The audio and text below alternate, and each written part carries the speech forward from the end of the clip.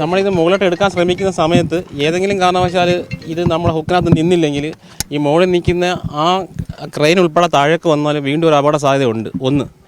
അത് നമുക്ക് ഈ പറഞ്ഞ അത് ലൈവായിട്ടുള്ള ആൾക്കാരുള്ള ഒരു റെസ്ക്യൂ ഓപ്പറേഷൻ ആണത്. അപ്പോൾ അതിനകത്ത് റിസ്ക് ഉണ്ട്.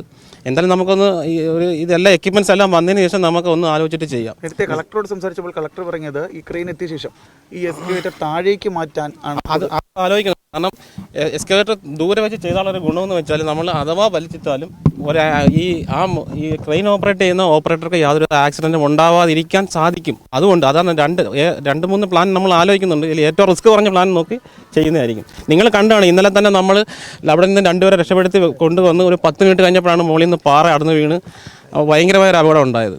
അപ്പോൾ എന്തായാലും നമ്മൾ റിസ്ക് എടുക്കുമ്പോൾ ഒന്ന് ആലോചിച്ചിട്ട് ചെയ്യാം. ഈ ഒരു ഹിറ്റാച്ചി ഇവിടെ ആലപ്പുഴയിൽ നിന്ന് സംസാരിച്ച് അവിടെ നിന്ന് ഒരു ഹിറ്റാച്ചി എത്തിക്കുന്ന കാര്യം കൂടി കളക്ടർ പറഞ്ഞിട്ടുണ്ടായിരുന്നു. അപ്പോൾ അത് എന്തിനായിരിക്കും? അത് മുകളിൽ ഒന്ന് നമുക്കൊന്ന് ഹുക്ക് ചെയ്യാൻ വേണ്ടി ഇറങ്ങാൻ വേണ്ടിയിട്ടും ഒപ്പം തന്നെ ഈ പാറ മാറ്റണം. ഈ അതിൻ്റെ പുറത്ത് കിടക്കുന്നത് അത് JCB അല്ലേ? ഇത് ആദ്യമായിട്ട് ആ JCB കൊണ്ടുവരുന്നത്. Okay sir.